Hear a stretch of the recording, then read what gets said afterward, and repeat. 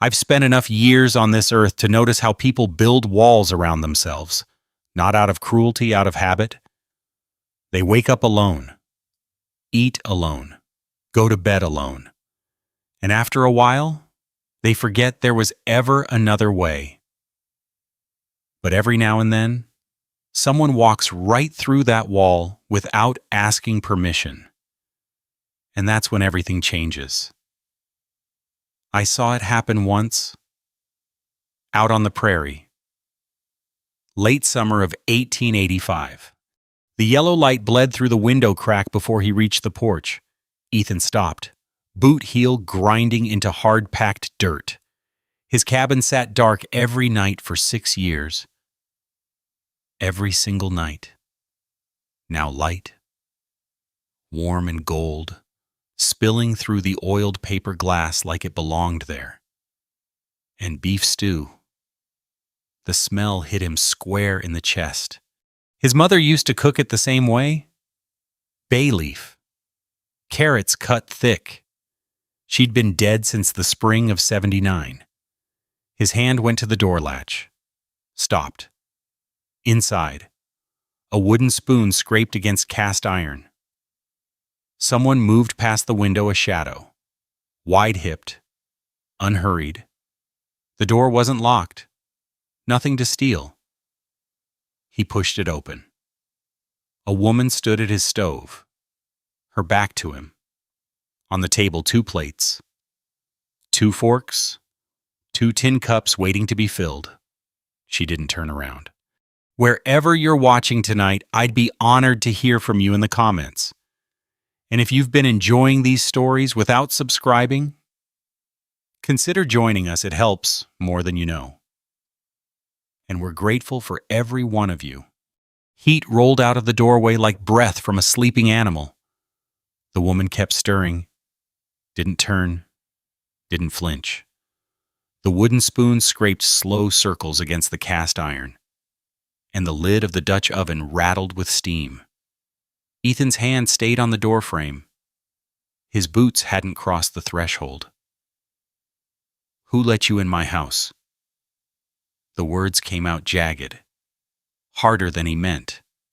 She still didn't turn, just lifted the spoon, tapped it twice against the rim of the pot, and set it down on the stovetop. "Mrs. Pritchard," she said. "The spare key? She came with me, stayed until I had the fire going, then headed back to mind the store." His jaw tightened. Ida Pritchard. The woman who ran the general store. The woman who'd held on to his mother's things after the funeral because he couldn't look at them. The woman who kept a spare key to this cabin for emergencies, though there hadn't been an emergency in 6 years. She had no right. Reckon she figured different. The woman turned then, slow, unhurried, like she'd been waiting for him to finish sputtering. She was broad through the hips, solid through the shoulders. 40-some years sat in the lines around her eyes, and the gray threading through brown hair pulled back tight.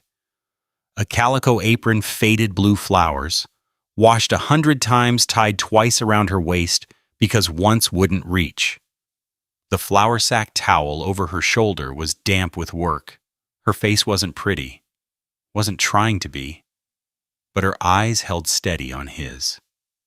And she didn't look away. "You fixed my wheel," she said. 4 days back, out on the Ridge Road. Didn't say a word, didn't take a cent, just rode off like you had somewhere to be." She picked up the spoon again, gestured toward the table with it. "I fix your supper. We square now." Gravy dripped from the spoon and hit the floor. Neither of them looked at it. The table sat between them. 2 plates, white enamelware with blue rims, both chipped at the edges. 2 forks laid out neat. 2 tin cups waiting. His mother used to set 2 plates. "Sit down for it gets cold," the woman said. "Ain't gonna kill you." Ethan's boots still hadn't moved. His hand still gripped the door frame. But something in his chest shifted something small, something he couldn't name, and for the first time in 6 years. He didn't know what came next. The woman was already ladling stew into the bowls. She hadn't asked his name. The chair scraped against the floor when he pulled it back. Ethan sat. The wood creaked under his weight. Across from him, the woman she still hadn't given her name lowered herself into the other chair with a small grunt, the kind that comes from standing too long over a hot stove. Steam rose from the bowls between them. Beef, carrots cut thick, potatoes soft at the edges. The smell filled the cabin, pushing out the stale air of a place where nobody cooked anymore. She picked up her spoon. He didn't move. "It ain't poisoned," she said. "If that's what you're thinking." He wasn't thinking that. He was thinking about 4 days ago. The ridge road, the afternoon sun pressing down like a hot iron. The wagon had been listing hard to the right when he came around the bend.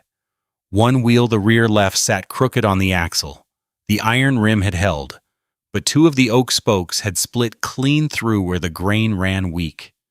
The whole thing leaned like a drunk trying to find a wall. A woman stood beside it, broad-hipped, brown hair streaked with gray. She had her hands on her hips and was staring at the wheel like she could fix it by pure stubbornness. Her horse, a draft mare with a Roman nose and legs like fence posts, stamped and snorted, nervous. The harness creaked with each shift of weight. Ethan reined up, didn't say anything, just swung down from the saddle and walked to the back of the wagon. The woman stepped aside, didn't speak either. He crouched by the wheel, ran his thumb along the split. The wood was old, dried out by too many summers. Should have been replaced a year ago at least. He stood, walked back to his horse, and pulled a coil of rawhide from his saddlebag. The strips were stiff from the sun. He'd need water to make them pliable. "There's a canteen under the seat," the woman said behind him.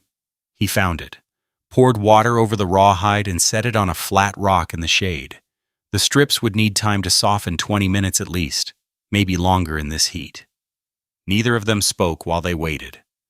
She stood in the shade of a cottonwood, fanning herself with her bonnet. He sat on his heels by the wheel, watching the rawhide darken as the water soaked in. When the strips were soft enough to bend without cracking, he went back to work. Bound the split spokes with the wet rawhide, wrapping tight, pulling the strips through and around until the wood held together again.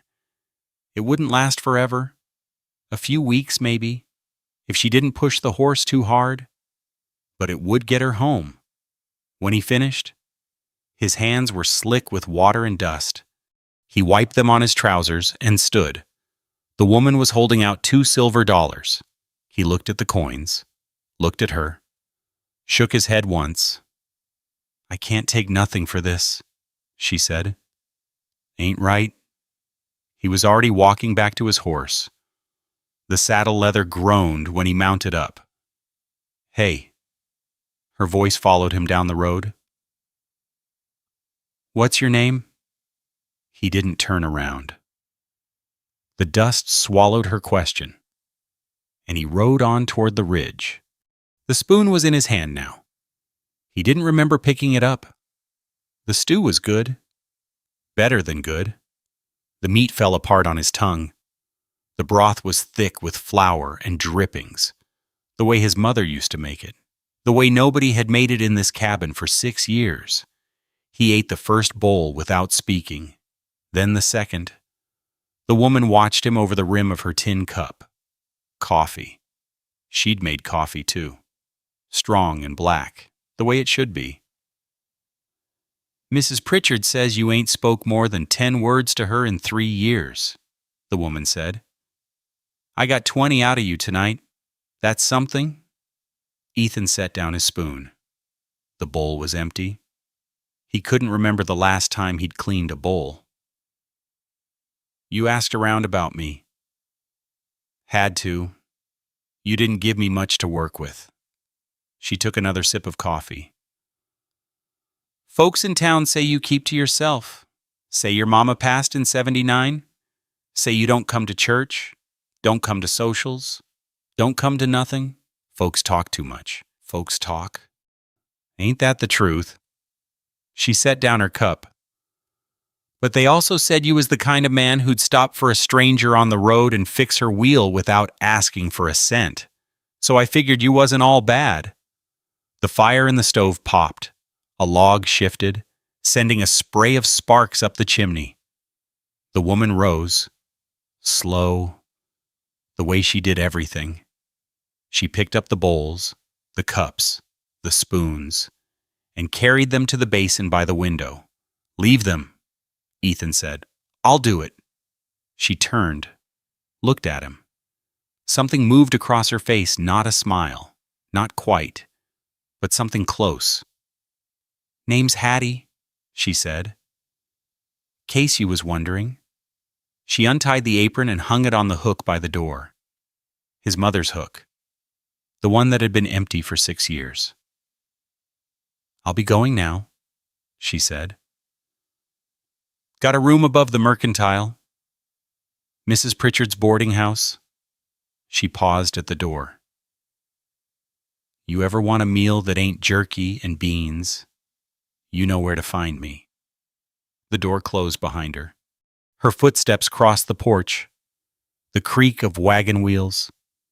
The draft mare snorting as Hattie climbed up onto the seat. Then silence. Ethan sat at the table. The fire crackled low. The cabin was empty again, the way it had been every night for 6 years, but the air still smelled like stew. The chairs still held the warmth of bodies, and on the table, 2 plates sat where one had always been. He rose, walked to the basin, picked up the first plate and dipped it in the water she'd already heated. He washed it, set it on the rack to dry, picked up the second plate. His hands stopped.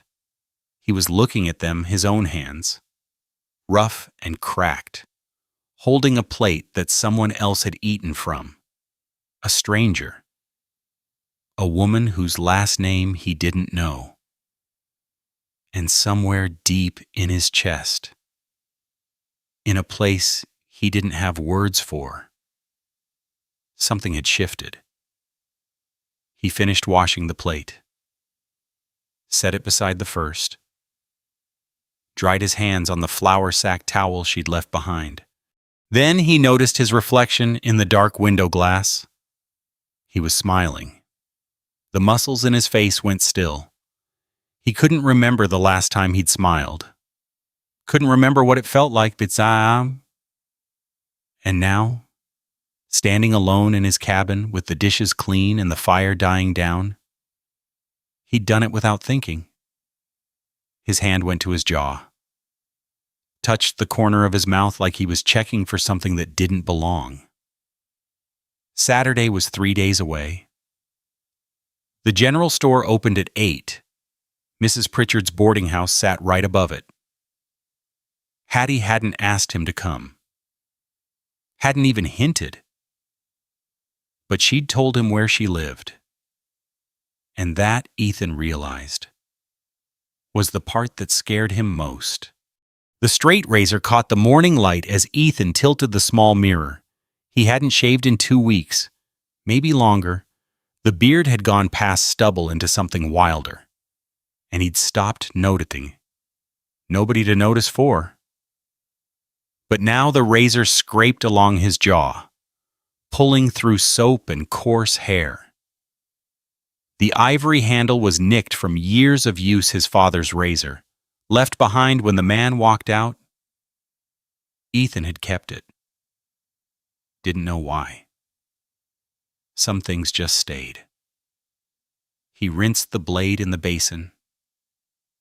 The water turned gray with soap and stubble. His reflection stared back at him from the mirror, gaunt cheeks, deep-set eyes.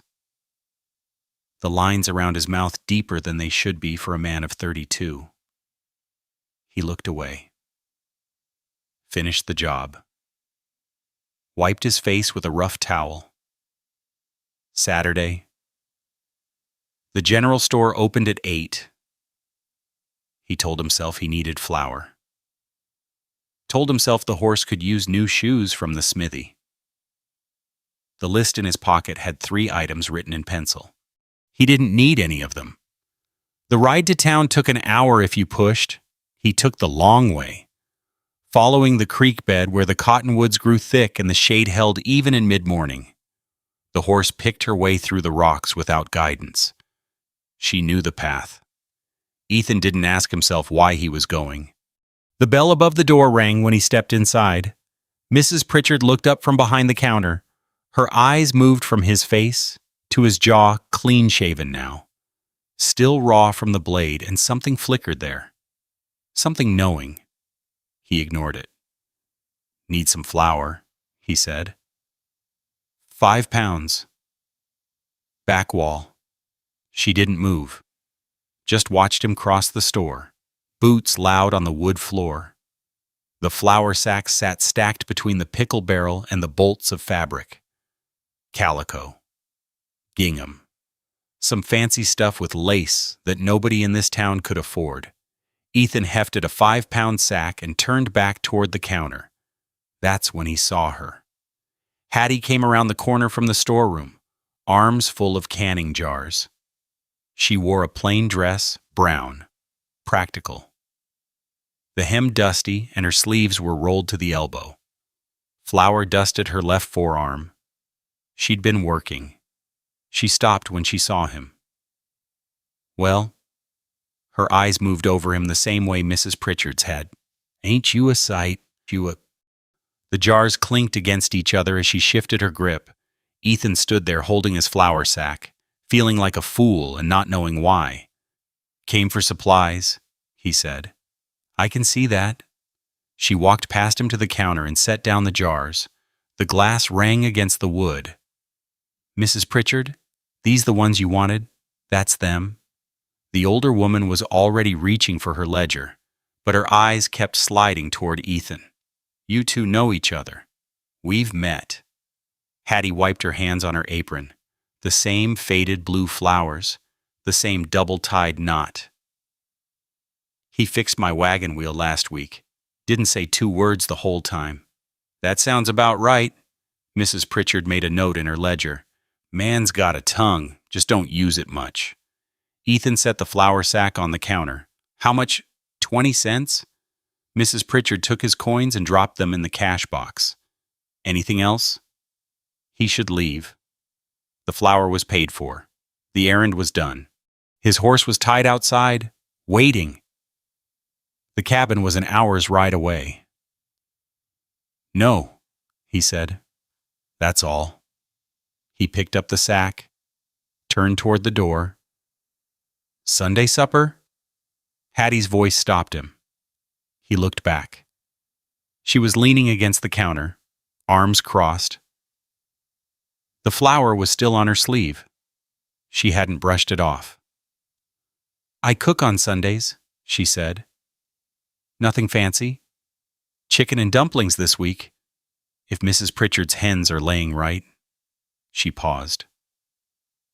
"Room's small, but it's got a table, if you ain't doing nothing." The bell above the door was silent. The whole store was silent. Mrs. Pritchard had stopped writing in her ledger.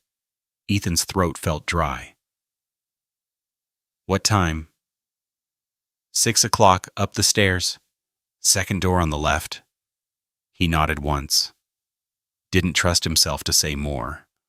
Walked out through the door and into the bright morning, the flour sack heavy in his arms. Behind him. He heard Mrs. Pritchard's voice, low but clear. "She's good people, that Hattie, in case you was asking." "Which you ain't." He didn't turn around. Sunday came slow.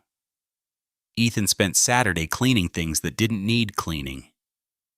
He swept the cabin floor twice, oiled his saddle until the leather shone, checked the fence posts along the south pasture and found nothing wrong with any of them. Sunday morning he woke before dawn and lay in bed watching the ceiling lighten.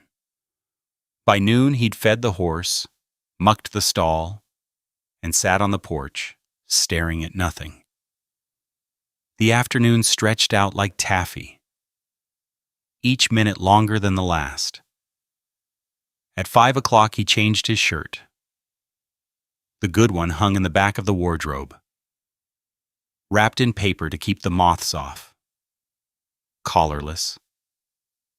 Ivory cotton. His mother had sewn it for him 2 Christmases before she died. One button was missing at the cuff, lost somewhere in the years since, but the rest of it held. He looked at himself in the mirror. The shirt was too big now. He'd lost weight since she made it. His shoulders didn't fill it out the way they used to. He left the cabin at 5:30. The stairs behind the mercantile creaked under his boots. Second door on the left. A strip of light showed beneath it. Smoke rose from somewhere chimney out back, probably, and the smell of cooking drifted down the hallway. Chicken. Onions. Something with herbs. He knocked twice. Footsteps inside. The door swung open. Hattie stood in the doorway, wiping her hands on a towel. The room behind her was small, just like she'd said. An iron bed against one wall, a washstand with a white pitcher, a rocking chair by the single window, cushion worn thin from use, and a table, 2 chairs, 2 plates. "You came?" she said. "Said I would." She stepped aside to let him in. The floorboards groaned under his weight. He took off his hat and held it in both hands, not knowing where to put it. "Hang it on the hook there." She pointed to the wall by the door. "Supper's almost ready." He hung the hat, stood there awkward while she moved to the stove, a small cast iron thing, barely big enough for the pot on top of it. Dried lavender hung from the ceiling beam. Dried sage, too, tied with twine. The whole room smelled like her cooking. And something else. Something clean. "Sit down," she said without turning. "Ain't nobody gonna serve you standing up." He sat. The chicken and dumplings came out in a cracked ceramic bowl, steam rising thick. She ladled it onto his plate first, then hers, poured coffee from a battered tin pot, sat down across from him. They ate. The dumplings were lighter than his mother's, though he'd never say it. The chicken fell off the bone. The broth was thick with flour and drippings, and something else he couldn't name. Pepper, maybe, or sage from those bundles on the ceiling. "You don't talk much," Hattie said. Ethan looked up from his plate. She was watching him over the rim of her coffee cup, the same way she'd watched him that first night. "Neither do you," he said. Something moved across her face. Not a smile. Almost. The corner of her mouth twitched and then settled back. "My mama always said a man who eats slow is a man worth keeping." She took a sip of coffee. "You're slower than molasses in January." He didn't know what to say to that, so he said nothing. Just picked up another dumpling with his fork and put it in his mouth. The fire crackled low in the stove. Outside, somewhere down the street, a dog barked twice and then went quiet. They talked. Not much. Not fast. But the words came small ones at first, then longer. She told him about Missouri, about the fever farm she'd grown up on, about the fever that took her parents in '76. He told her about the cattle, about the fence posts, about the way the creek flooded every spring and carved new channels through the pasture. He didn't tell her about his mother. Not yet. When the plates were empty and the coffee was gone, Ethan looked at the window and saw darkness beyond the glass. Hours had passed. He hadn't noticed. "I should go," he said. "Reckon you should?" She didn't rise, just sat there with her hands around the empty cup. "Same time next week." The question hung in the air between them. Ethan picked up his hat from the hook, put it on, turned back to look at her. "Same time," he said, and walked out into the night. His heart doing something strange in his chest, something he couldn't name, something he wasn't sure he wanted to. 3 Sundays came and went. The first week, Ethan arrived at 6 o'clock sharp, hat in hand, boots cleaned of mud. Hattie served pork chops with fried apples. And they talked about the weather-safe ground, neither one risking more. The second week, he came early, found her kneading bread at the small table, flour on her forearms, up to the elbow. She didn't stop working, just nodded toward the chair and kept her hands in the dough. He sat and watched her work. And something about the silence felt different than it had before. Comfortable, like an old coat that fit right.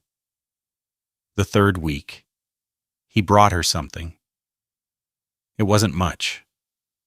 A jar of honey from the hives out past his south pasture, wild bees that his mother had kept, the colonies still thriving though nobody tended them proper anymore.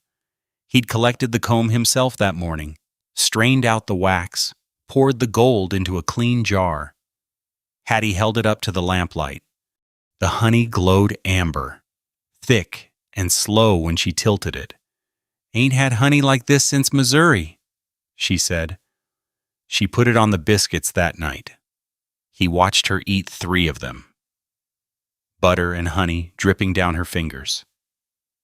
And for reasons he couldn't explain, something in his chest went loose.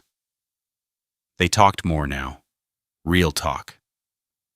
He told her about his father, the way the man had walked out one morning when Ethan was 12, said he was going to check the fence line, and never came back.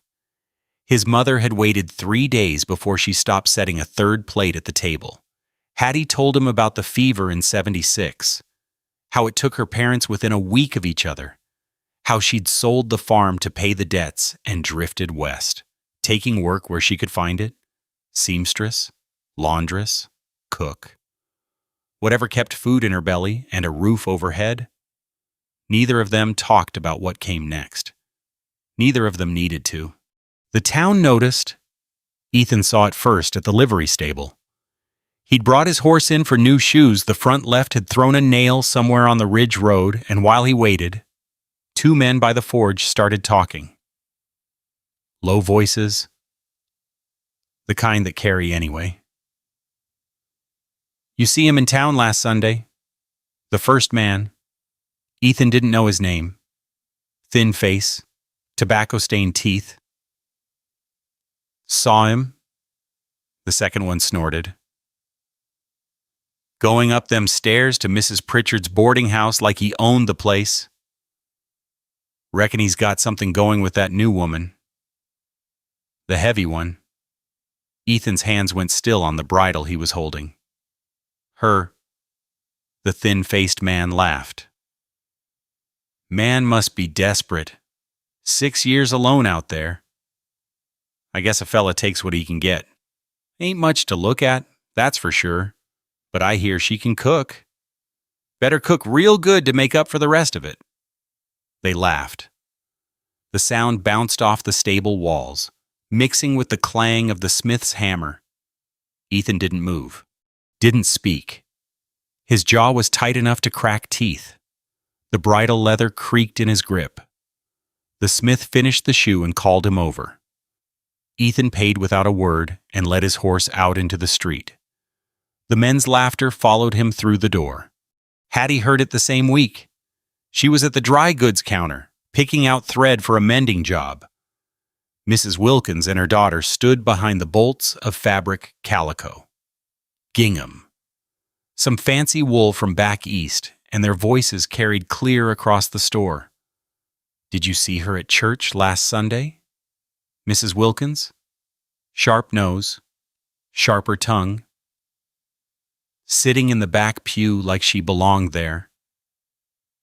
I saw her. The daughter, young, pretty in a pale sort of way, silk flowers on her bonnet that probably cost more than Hattie earned in a month. Mrs. Pritchard introduced her to the Reverend's wife. Can you imagine? Well, she's been keeping company with that Ethan fellow, the one with the ranch out past the ridge. Him? The daughter's voice went higher. What's a man like him doing with her? Lord knows she ain't exactly the type to turn heads, except maybe the wrong direction. They laughed.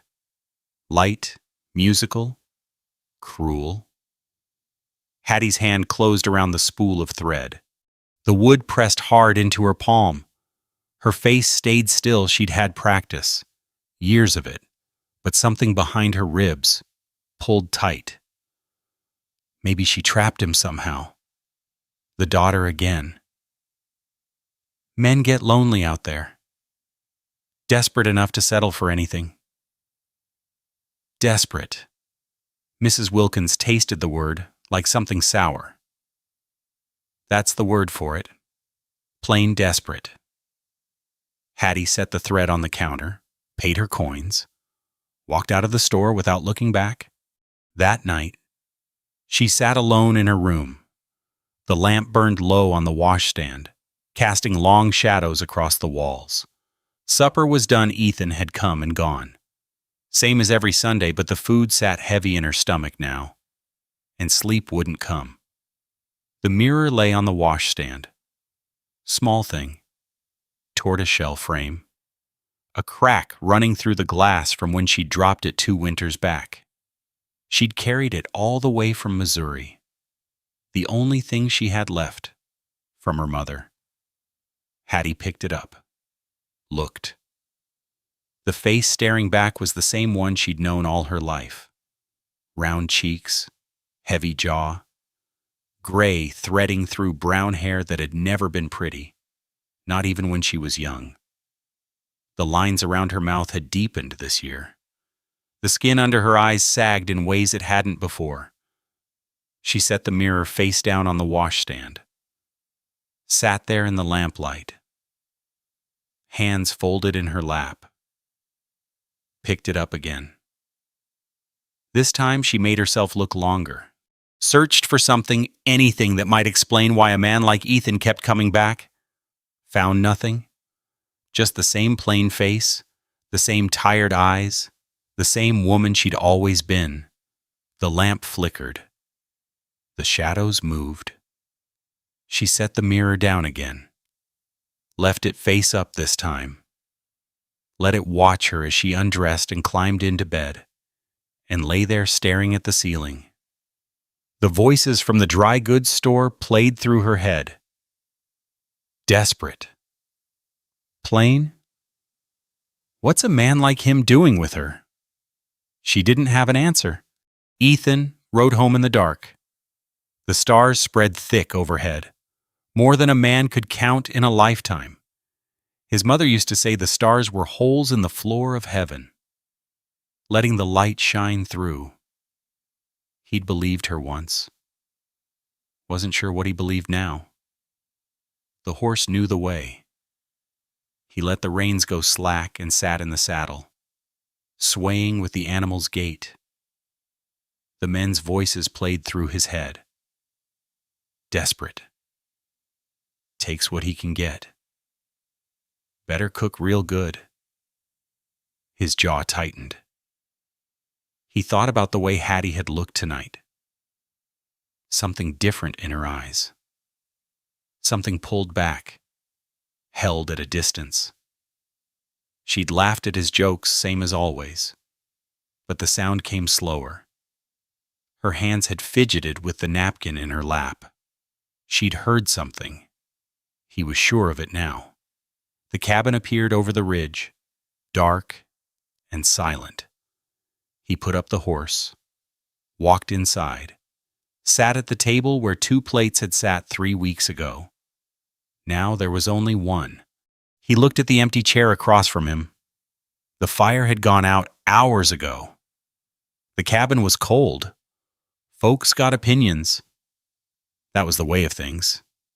Small towns, small minds, tongues that wagged without thinking. He'd lived here long enough to know the pattern. Knew it wouldn't stop. The question was simple: was she worth the weight of it? His hand lay flat on the table. The wood was rough under his palm. His mother had eaten at this table. His father, too. Before he walked away. Outside, a coyote called. Another answered from somewhere distant. Ethan sat in the dark, the question turning over in his mind, and wondered if Hattie was sitting in her room right now asking herself the same thing. The letter came on a Wednesday. Hattie was mending a tear in one of Mrs. Pritchard's tablecloths when the mail coach rattled up the street. She heard the driver's shout, the stamp of horses, the thump of the mail sack hitting the boardwalk outside the general store. An hour later, Mrs. Pritchard climbed the stairs and knocked twice. "Letter for you." She held out the envelope. "From Denver?" The paper was cream-colored, thick, the kind that cost money. The handwriting on the front was careful and neat, her cousin Ruth's hand. The same loops and curls she remembered from childhood. They'd grown up on neighboring farms in Missouri, played together in the creek behind the barn, shared secrets the way girls do before life pulls them apart. Ruth had gone west after the fever, found work in Denver, married a shopkeeper, built a life. Hattie had drifted. She took the letter, closed the door, sat down on the edge of the bed. The envelope opened with a soft tear. Inside, 2 pages of cream paper, folded twice. The edges were soft from handling, as if Ruth had held them a long time before sending. Hattie read the first page, then the second, then went back to the beginning and read them both again. "Dear Hattie, I hope this letter finds you well. I know it has been too long since we wrote. Life has a way of filling up the hours until there is nothing left for the people who matter. I am writing because I have news. Good news. I hope Mr. Franklin, the man who owns the dress shop on Larimer Street, has lost his seamstress. She married a miner and moved to Leadville. And now the shop needs someone who can sew. I told him about you. I told him about the dresses you made back in Missouri, about the wedding gown you stitched for Mary Beth Cooper that everyone in the county talked about for a year. He is willing to offer you a position, $30 a month, plus room and board in the apartment above the shop. It is small but clean. There is a window that looks out on the mountains. Denver is growing. Hattie, the railroad brought more people than anyone expected, and they all need clothes. A woman with your skills could build something here, something real. I know you have made a life for yourself out there, but I also know you deserve better than mending other people's tablecloths in a boarding house at the edge of nowhere. Please think about it. Please come. Your cousin, Ruth." Hattie set the letter down on the bed. $30 a month, room and board, a window that looked out on the mountains. She should feel something. Excitement, maybe. Relief. The chance she'd been waiting for dropped into her lap like a gift from heaven. But the feeling in her chest wasn't excitement. She picked up the letter again, read it a third time, set it down. The room was quiet. Afternoon light slanted through the single window, catching the dust motes drifting in the air. The dried lavender on the ceiling beam swayed in a draft she couldn't feel. Thursday was tomorrow. Supper with Ethan. She folded the letter carefully and slipped it back into the envelope. He arrived at 6 o'clock, same as always, hat in hand, boots cleaned, the smell of soap on his skin, which meant he'd washed up before riding into town. He did that now. She'd noticed the first time 2 weeks ago. Hadn't said anything. Some things didn't need words. "Smells good," he said, hanging his hat on the hook. "Pot roast?" She was already at the stove, ladling gravy into a bowl. "Carrots and potatoes, too. Mrs. Pritchard had some parsnips going soft, so I threw those in." He sat down at the table. The chair creaked under his weight. She brought the food over 2 plates, 2 forks, 2 tin cups of coffee, and sat across from him. They ate in silence for a while. The pot roast was tender, falling apart under the fork. The gravy was thick with drippings and flour. Good food. Solid food. The kind that stuck to a man's ribs. Halfway through the meal, Hattie set down her fork. "I got a letter yesterday." Ethan looked up. His face was still, waiting. She reached into her apron pocket and pulled out the envelope, slid it across the table toward him. "From my cousin Ruth, in Denver." He wiped his hands on his napkin, picked up the envelope, pulled out the letter, and unfolded it. She watched his eyes that move across the page. Slow, careful. The way he did everything. His face didn't change as he read, didn't frown, didn't smile, didn't give away a single thing. When he finished the first page, he turned to the second. "Read that too." Then went back to the beginning. His fingers tightened around the paper. Just for a moment. Then they loosened. He set the letter down on the table. "That's..." He stopped. Cleared his throat. Started again. "That's real good news. You should think on it." His voice was level, careful. The same voice he'd used that first night, when he'd asked who let her in his house.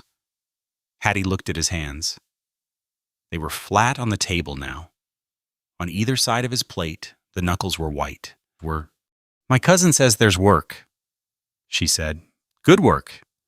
Says Denver's growing faster than weeds in summer." "I heard that." He picked up his coffee cup, took a sip, set it down. "Railroad brought a lot of people. Opportunity for folks who know how to sew. $30 a month, room and board. That's good money." His eyes were on the coffee cup, not on her. "Better than you'd make here." The fire crackled in the small stove. Outside, a wagon rattled past on the street below. Someone shouted a greeting. Someone else laughed. "I ain't decided nothin' yet," Hattie said. "Course not." He picked up his fork, put it down again. "Big decision. You'd want to think it through." She waited for him to say more. To say something, anything that meant what she needed it to mean. He didn't. "You should finish your supper," she said. "It'll get cold." He nodded, picked up his fork, started eating again. The pot roast tasted like sawdust now. She pushed the carrots around her plate and tried not to look at his hands, still gripping the fork too tight, still giving away everything his voice wouldn't say. He left early that night. "Horse needs checking," he said at the door. "Thought I heard her favoring the front left on the ride in." The horse was tied at the rail outside the mercantile. Hattie could see her through the window, standing calm and still in the lamplight, weight even on all four legs. Nothing wrong with her at all. "Sure," Hattie said. "You go on."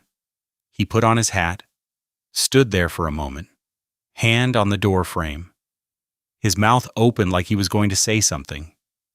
Then it closed. "Same time next week?" he asked. "If I'm still here?" The words came out sharper than she meant. She saw them hit him, saw the way his shoulders tightened, the way his jaw went hard. "Right," he said. "Well, good night." He was down the stairs before she could call him back. His boots hit the boardwalk. The horse nickered. Leather creaked as he mounted up. Then hooves on hardpack, fading into the distance. Hattie stood at the window and watched him go. The lamplight caught the dust rising behind him, gold in the darkness. And then he was gone around the bend, and the street was empty. She turned back to the table. His plate was half full. The coffee cup sat where he'd left it, brown glaze worn at the rim, still warm when she picked it up. She carried the dishes to the basin, washed them one by one, dried them with the flour sack towel, and put them away on the shelf. The letter sat on the table where he'd left it. She picked it up, held it in both hands. The cream paper was soft against her fingers. The ink slightly smudged where he'd gripped it too hard. Denver, mountains, $30 a month, a window, a life. She looked around the small room. The iron bed, the washstand, the rocking chair by the window where she sat on Sundays, waiting for him to climb the stairs. 5 weeks ago, she hadn't known his name. Now the thought of leaving made her chest ache in a way she couldn't explain. Ethan rode home in the dark. The stars were out again, thick as spilled salt across the sky. The horse picked her way along the familiar path, and he let the reins hang loose, not guiding, not caring. The cabin was dark when he reached it. He put up the horse without lighting a lamp, walked inside, sat down at the table. The stove was cold. He didn't light it. The letter played through his head. Denver, railroad, opportunity, $30 a month, room and board, a window that looked out on the mountains. She should go. Any fool could see that. A woman like her, with her skills, with her cooking, she deserved better than this. Better than a half-dead town at the edge of nowhere. Better than Sunday suppers in a cramped room above a mercantile.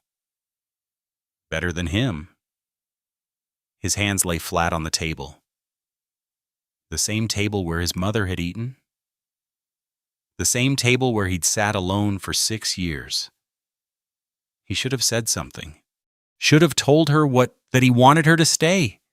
That the thought of her leaving made something in his chest go cold and tight. He hadn't said any of it. Hadn't even come close.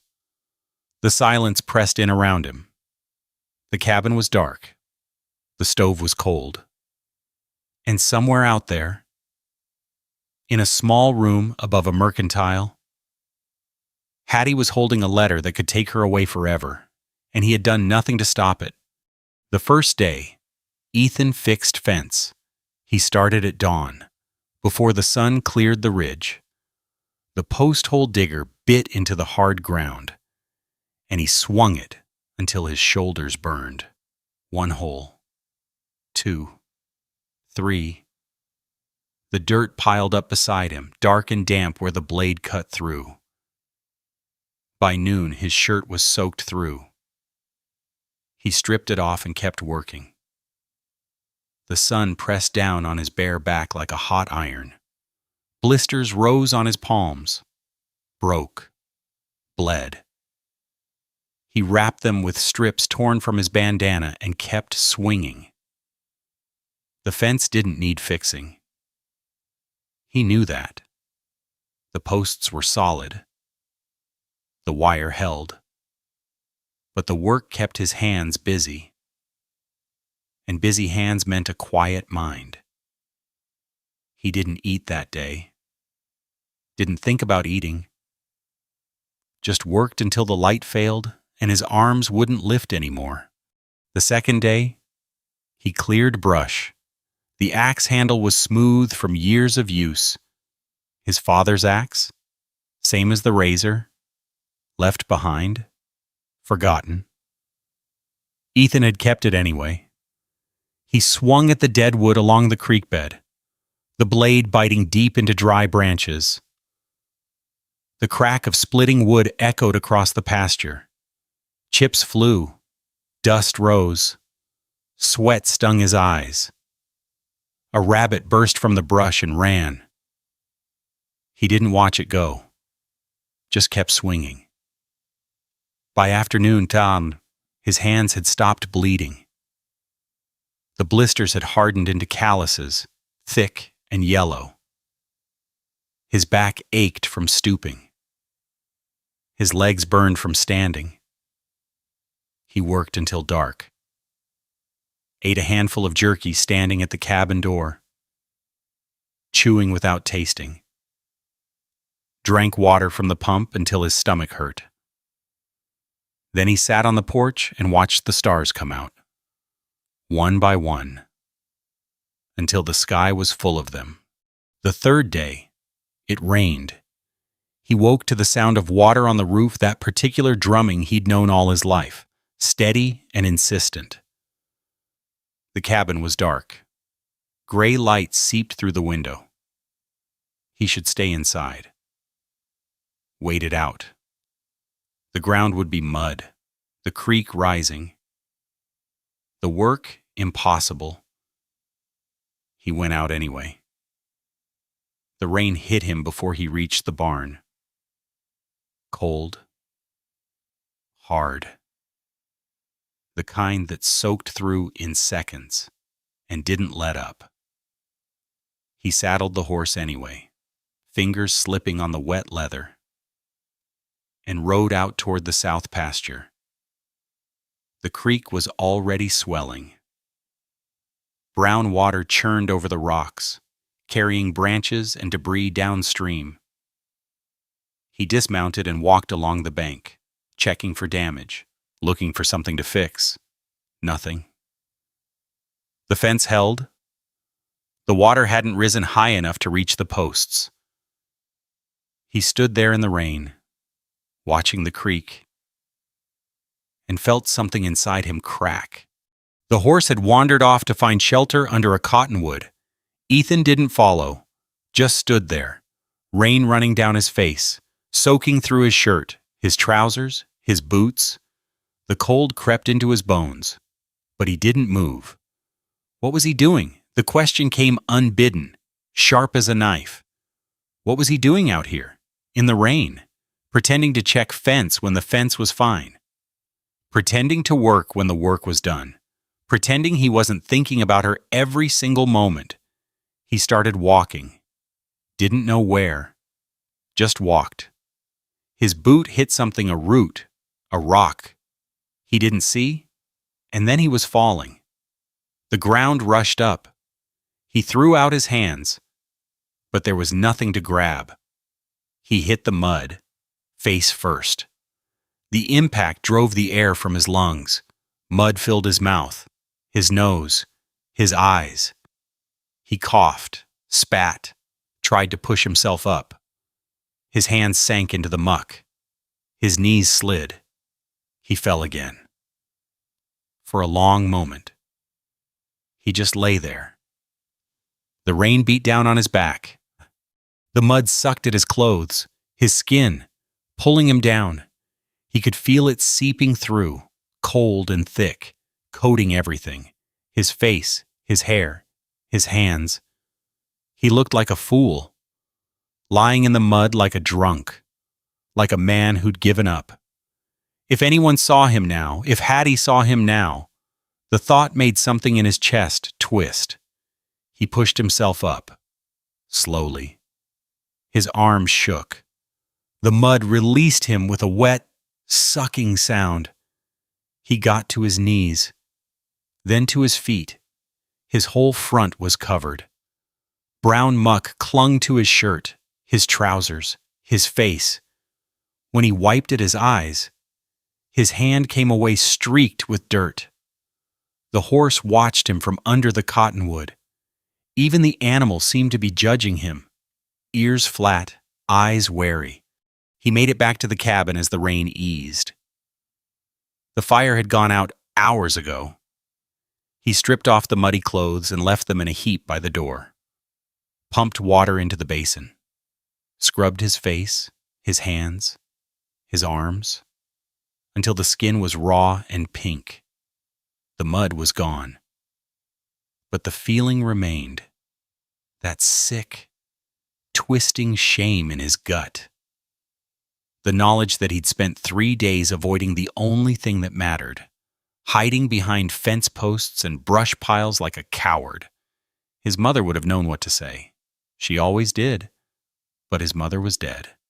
The grave sat behind the cabin, under the oak tree she'd planted the year he was born.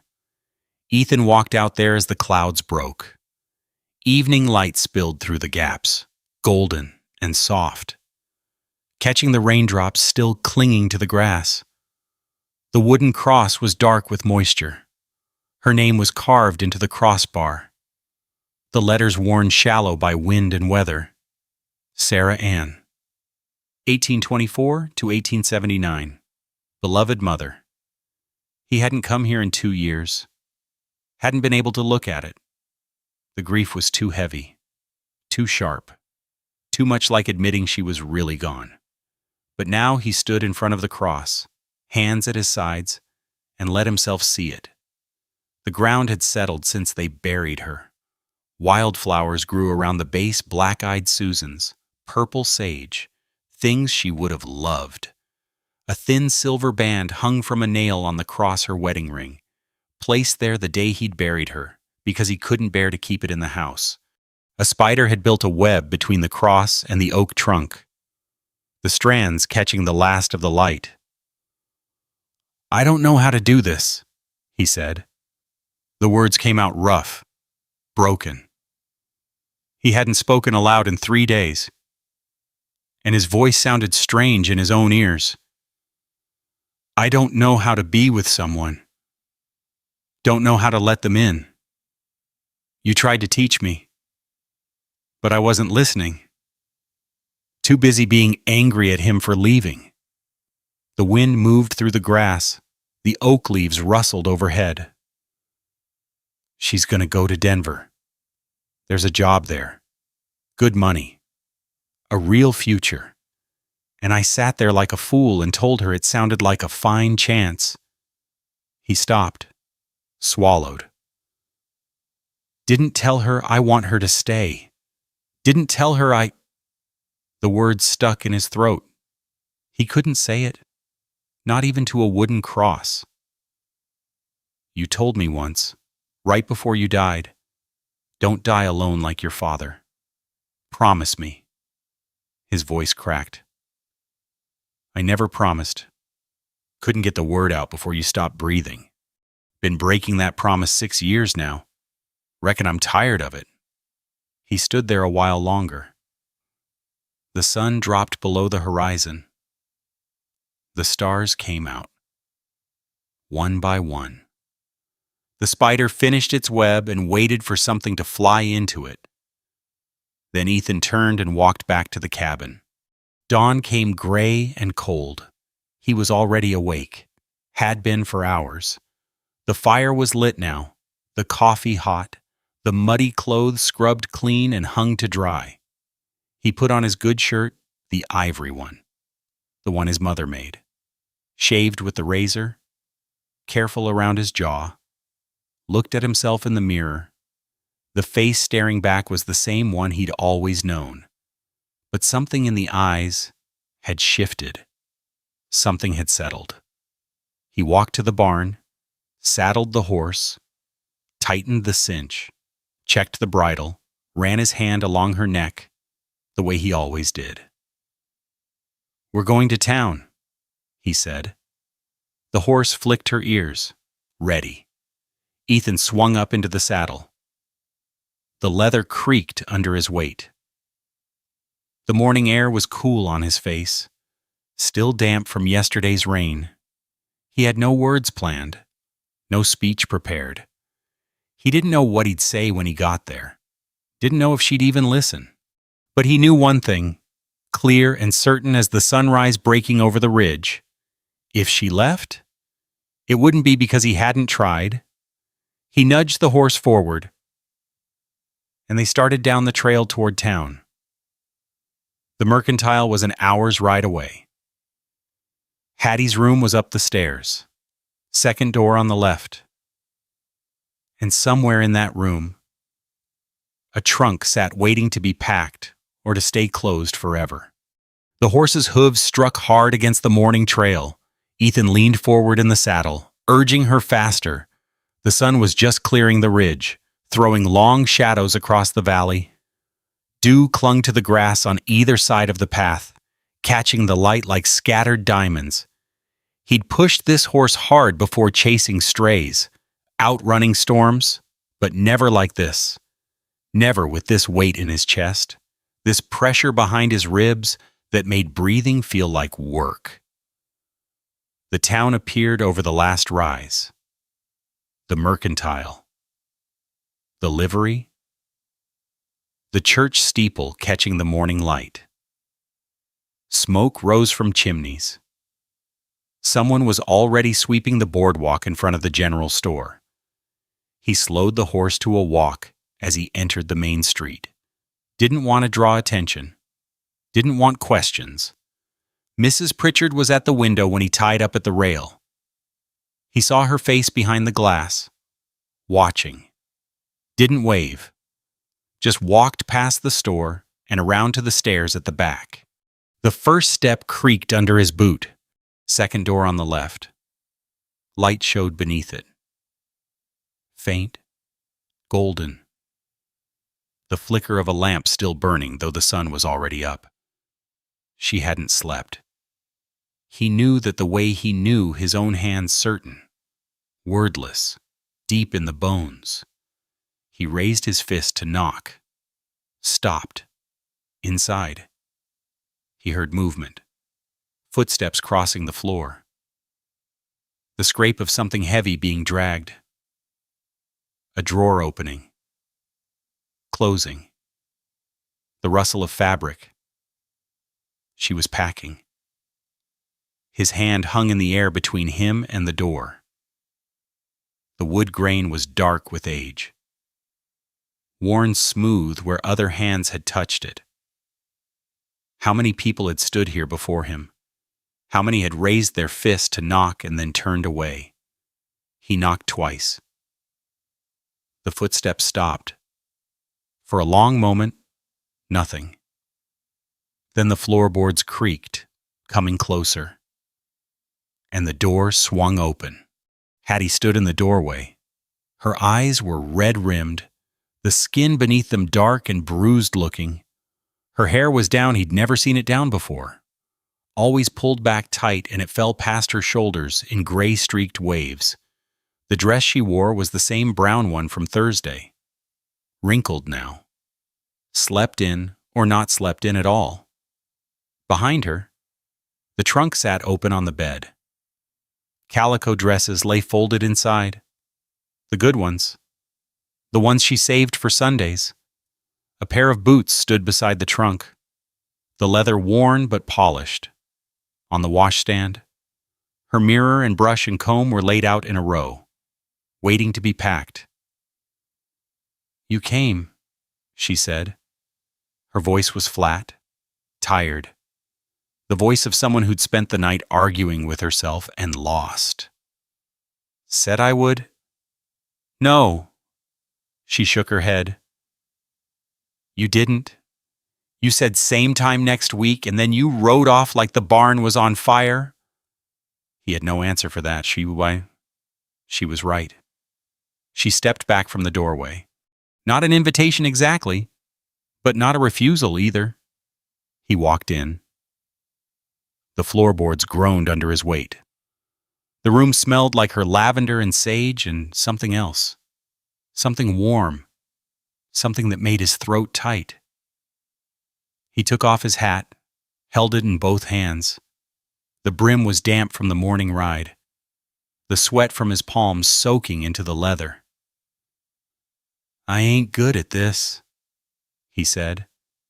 She'd gone back to the trunk. Her hands moved over the folded dresses, smoothing wrinkles that weren't there, not looking at him. Good at what? Any of it. He stopped, started again. Talking, saying what I mean, being with people. You do fine. No, the word came out harder than he meant. I don't. I sit there like a stone and let you carry the whole conversation. I ride off when things get hard instead of staying to work them through. I spent 3 days digging holes in the ground instead of coming here and saying what I should have said Thursday night. She stopped smoothing the dresses. Her hands went still on the fabric. And what should you have said? The question hung in the air between them. The lamp flickered. Outside, somewhere down the street, a rooster crowed. Ethan looked at the trunk, looked at her. The words were there, somewhere deep in his chest, but they wouldn't come out straight. They never did. "I ain't got money," he said. "Ain't got pretty words. Ain't got nothing but that cabin and a stubborn streak and a horse that's too old for the rides I put her through." He stopped, swallowed, forced himself to keep going. "I've been alone so long, I forgot what the other thing feels like. Forgot there was another thing. I'd wake up, work the land, eat supper by myself, go to sleep. Same thing every day for 6 years. Thought that was enough. Thought that was all there was." The hat twisted in his hands. The leather creaked. "Then you put 2 plates on my table." And I remembered. She turned around, slow, round. Her face was unreadable, but her eyes were wet. Not crying, not yet, but close. Remembered what it feels like to have someone waiting, someone to eat with, someone to talk to, even when there ain't nothing to say. He took a breath. Someone to come home to. The room was quiet. The lamp flame danced. The trunk sat open on the bed, half-packed, waiting. Hattie crossed her arms over her chest, the same gesture she'd made that first night, when she'd told him to sit down before his supper got cold. That's supposed to be a proposal. The word hit him like a fist. Proposal? Marriage? A life together? He hadn't thought it through that far. Hadn't let himself think it through. But now that she'd said it, he realized it was exactly what he meant. "Reckon it is." His voice came out rough. "If you'll have it." She didn't move. Didn't speak. Just stood there with her arms crossed and her eyes wet and her whole body held tight, like she was bracing for a blow. "You're asking me to stay. I'm asking you to stay. In this town, where folks talk about me behind my back, where the women at the dry goods store call me desperate and plain." He flinched. She'd heard that, of course she had. "I ain't asking you to stay for them. I'm asking you to stay for me." "And what about Denver?" Her voice cracked. $30 a month. A real job. A window that looks out on the mountains. My cousin Ruth. The only family I got left. You want me to give all that up for a man I've known 6 weeks? No. The word surprised them both. "No," he said again. "I don't want you to give nothing up. I want you to choose. And if you choose Denver, I'll drive you to the train station myself and shake your hand and wish you well. and never say a word against it. He stopped, made himself look at her. Really look. The way he hadn't let himself look before. But I'm asking, that's all. I'm asking you to stay. The silence stretched between them. Hattie's hands dropped to her sides. Her eyes moved from his face to the trunk, to the window, and back again. The light was stronger now, morning sun pushing through the lace curtain, falling in patterns across the floor. "You ain't good at this," she said finally. "No, ma'am." Your words come out all sideways. Half the time I don't know what you mean. That's fair. And you ride off when things get hard. I did. I won't again. She looked at him. Really looked.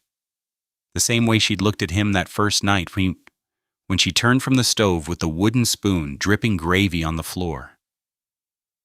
"You sure about this? I ain't young. Ain't pretty. Ain't gonna change." "Didn't ask you to." Something moved across her face. Not a smile. Not yet. But close. "You know what my mama used to say?" He shook his head. "She used to say, Hattie, a man who shows up is worth 10 who just talk pretty." She paused. "You showed up?" "I showed up late." "You showed up." She turned to the trunk, looked at the folded dresses inside, reached down and picked up the one on top, blue calico. White flowers. The nicest one she owned. For a long moment, she just held it. Then she walked to the wardrobe and hung it back on the hook. "Reckon I better unpack," she said. Ethan's hands were shaking. He hadn't noticed until now. The hat was trembling between his fingers. The leather creased where he'd been gripping too tight. He set it down on the washstand and flexed his hands, watching the blood come back into his knuckles. Hattie was taking dresses out of the trunk, one by one, hanging them back in the wardrobe.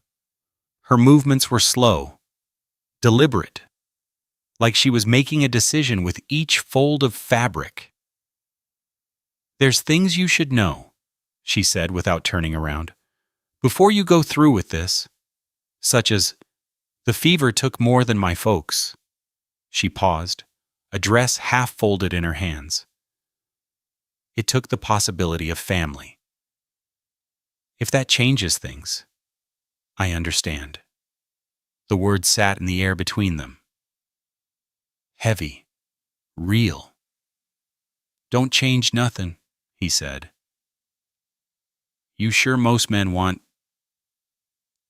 "I ain't most men, and I ain't looking for most women."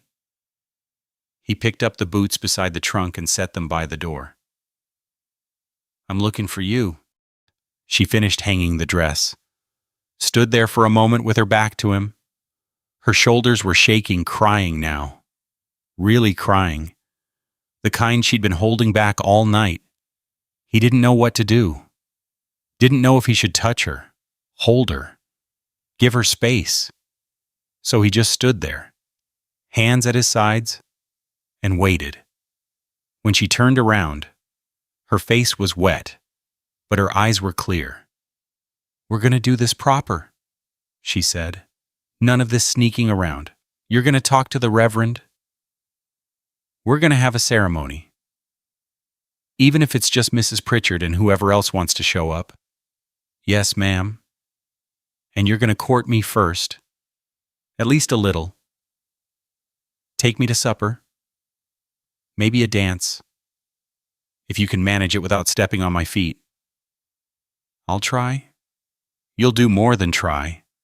She wiped her eyes with the back of her hand. "Now get out of here before Mrs. Pritchard comes up those stairs and finds a man in my room at 7 in the morning. He picked up his hat, put it on, walked to the door, stopped. "Hattie." "What?" He turned back. looked at her standing there in the morning light, eyes red, face wet, more beautiful than anyone he'd ever seen. "Thank you." "For what?" "For 2 plates." Something broke across her face, a smile. Finally, real and warm and wide enough to light the whole room. "Get out of here," she said. "Before I change my mind." He went. The letter to Denver took 3 drafts. Hattie sat at the small table in her room, pen in hand, cream paper spread before her. The first draft was too long, explaining, justifying, apologizing. The second was too short, almost rude. The third found the balance. "Dear Ruth, I thank you for the offer. I know you meant it kindly, and I'm grateful you thought of me. But I have found work here. The permanent kind. I am getting married. His name is Ethan. He is not much for words, but he shows up when it matters. That is enough for me. Please know that I love you, and I hope you will understand. Your cousin, Hattie." She folded the letter twice, slipped it into an envelope, wrote Ruth's address in careful script, walked downstairs and handed it to Mrs. Pritchard for the next mail coach. The trunk stayed closed. The wedding was set for Saturday.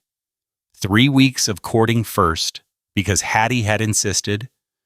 3 weeks of suppers at her room above the Mercantile, of walks along the creek when the evenings were cool, of sitting on the bench outside the general store and watching the town go by. Ethan learned things about her in those 3 weeks. She hummed when she cooked the same tune every time. Something her mother taught her. She read the Bible every night before bed. Not out of obligation, but because the words brought her peace. She laughed easily. Once she trusted you. And her laugh was deep and warm and catching. She learned things about him, too. He talked more when he was tired. The walls coming down with the setting sun. He whittled in the evenings small animals, mostly foxes and rabbits and birds, and left them around his cabin like a trail of breadcrumbs. He still visited his mother's grave every few days, though he never spoke of it. Neither of them spoke about what came after. The cabin. The bed. The rest of their lives. They let it sit there, unspoken. A promise that didn't need words. Saturday came bright and clear. The traveling preacher arrived at 10 o'clock. His name was Reverend Hollis. Old man, white beard, hands that shook when he held his Bible.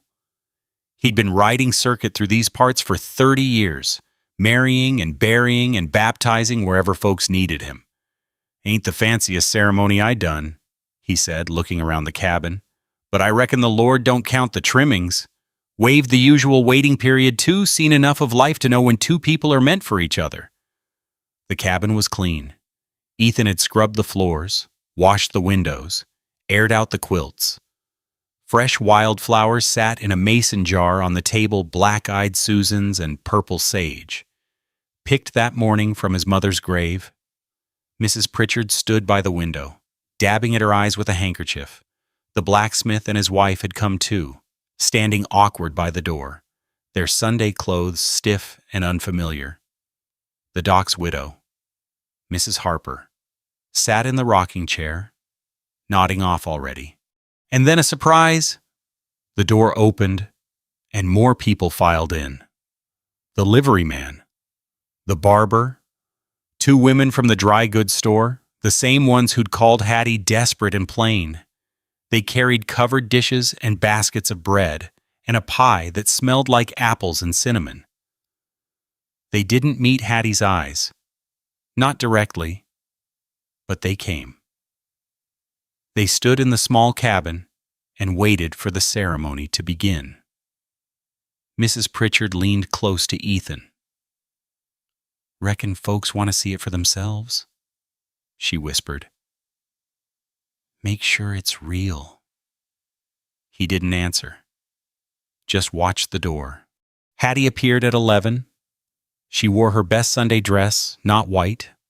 Nobody expected white.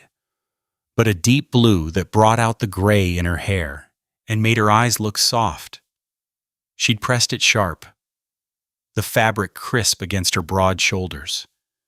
In her hand she carried a bouquet of wildflowers, the same kind that sat on the table, tied together with a piece of twine. She walked in alone. No father to give her away. No family at all.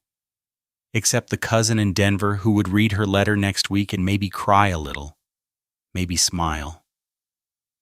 Ethan stood by the fireplace, hands at his sides. His good shirt was buttoned to the collar. His boots were polished. His hair was combed back, still damp from the water he'd splashed on it that morning. She walked toward him. The floorboards creaked under her feet. Everyone was watching the blacksmith, the barber, the women from the dry goods store, but Ethan saw only her. She stopped in front of him, close enough to touch. "You came," she said. "Said I would." She smiled. That smile he'd learned to wait for, the one that started slow and built until it reached her eyes. Reverend Hollis cleared his throat. "Shall we begin?" The vows were simple. The preacher read from his worn Bible, the leather cracked and the pages soft as cloth from years of handling. Ethan repeated the words without thinking to have and to hold. In sickness and in health because the meaning was in the saying, not the understanding. When it came time for the ring, he reached into his pocket. The band was silver, thin, worn smooth from decades of wear. His mother's ring.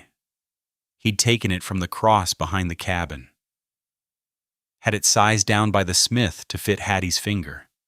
The smith had asked no questions. Just did the work and handed it back. Ethan slid it onto her finger. The metal was warm from his pocket. It fit. "With this ring," he said, "I thee wed." Hattie looked at the band on her finger, looked up at him. "Your mama's?" He nodded. She didn't say anything. Just lifted her hand and pressed it against his chest, right over his heart, and held it there. "I now pronounce you man and wife," Reverend Hollis said. "You may kiss the bride." Ethan leaned in. The kiss was brief. Neither of them was comfortable with a crowd watching, but it was real. Her lips were warm. She tasted like coffee, and something else, something sweet. When they pulled apart, Mrs. Pritchard was crying openly. The blacksmith's wife was dabbing at her eyes. Even the women from the dry goods store looked softer, their sharp edges worn down by something they hadn't expected to feel. "Well," Mrs. Pritchard said, wiping her face, "I suppose we better eat before all this food goes cold." The afternoon passed in a blur of dishes and laughter. Mrs. Pritchard's apple pie disappeared in 20 minutes. The bread was soft and warm, slathered with butter that someone had churned that morning. The covered dishes held beans and cornbread and some kind of casserole that Ethan didn't recognize but ate 3 helpings of anyway. People talked. Not about the wedding, not directly, but about crops and weather and the new family moving into the old Miller place. Safe talk, easy talk, the kind that filled a room without demanding anything. Around 4 o'clock, folks started leaving. The blacksmith and his wife went first, with handshakes and well wishes. Mrs. Harper had fallen asleep in the rocking chair an hour ago. Her daughter came to collect her, apologizing as she guided the old woman out the door. The barber left next, then the liveryman, then the women from the dry goods store. Mrs. Pritchard was last. She stood in the doorway, holding a wrapped package in her hands. Her eyes were red but dry now, The crying finished. "Almost forgot. You all right?" she said. "Wedding present?" She handed the package to Hattie. The wrapping was brown paper, tied with string. Hattie unwrapped it carefully. Inside were 2 plates.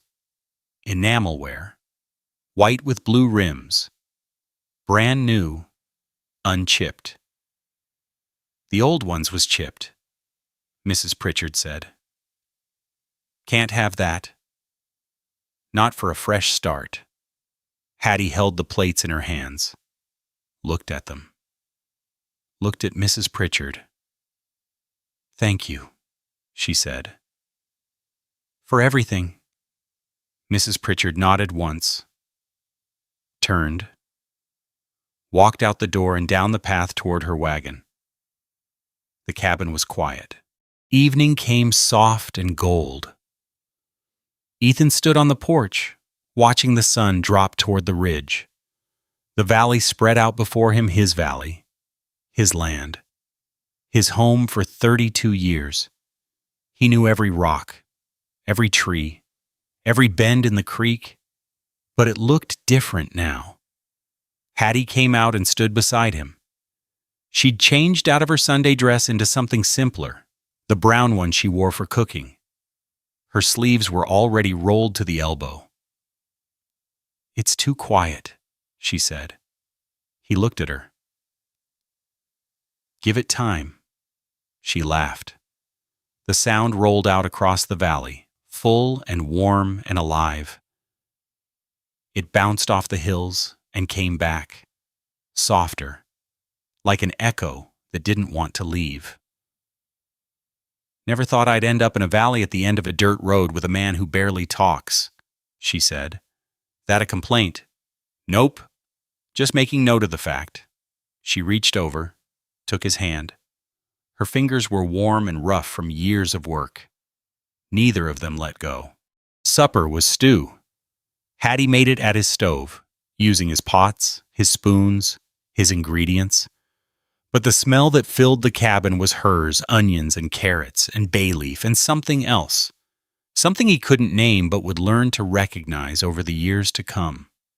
They ate at the table, 2 plates, the new ones, white with blue rims, unchipped, 2 forks, 2 tin cups of coffee. When they finished, Ethan pushed back his chair. "I'll wash," he said. "I'll dry." They stood at the basin together, shoulder to shoulder, passing plates and cups back and forth. The water was warm. The evening light came through the window, falling golden across the floor.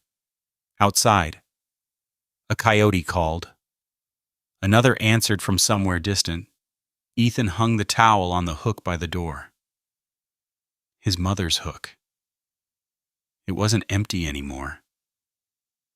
2 chairs, Hattie said. He looked at her. "On the porch?" "You only got one." She nodded toward the door. "Tomorrow? You're building another?" "Yes, ma'am." "Yes?" She smiled, that slow smile he'd learned to wait for. "Good." She walked to the window and looked out at the gathering dark. The stars were coming, one by one. The same stars that had watched over this valley for 1,000 years. The same stars his mother had said were holes in the floor of heaven. Ethan came to stand beside her, not touching, just near. "Thank you," she said. "For what?" "For showing up." He didn't answer, just reached over and took her hand, the same way she'd taken his on the porch. The cabin was warm. The stove crackled low. 2 plates sat clean on the shelf. And in the quiet of the evening, with the stars coming out and the valley settling into sleep, Ethan realized that the silence didn't feel empty anymore. It felt full. There is something quiet that settles in after a story like this one. Something tender and familiar. The kind of feeling that doesn't ask to be explained, it just sits with you for a while. The way good company does. Many of us know what it is to eat alone at a table meant for two. Some of us have carried that silence for years without anyone noticing. And perhaps you know, too, what it feels like when someone finally sees you, not the version you show the world, but the one underneath. The one that's been waiting. We don't always get the words right. We don't always show up on time. Sometimes we ride off when we should stay, and sometimes we stay quiet when we should speak. That's just how it goes. It's all right if this story stirred something you weren't expecting. It's okay if it brought back a face, a voice, a kitchen that smelled like someone who loved you. These things don't need to be resolved. They're allowed to rest, just as they are. Thank you for staying until the end. Thank you for listening.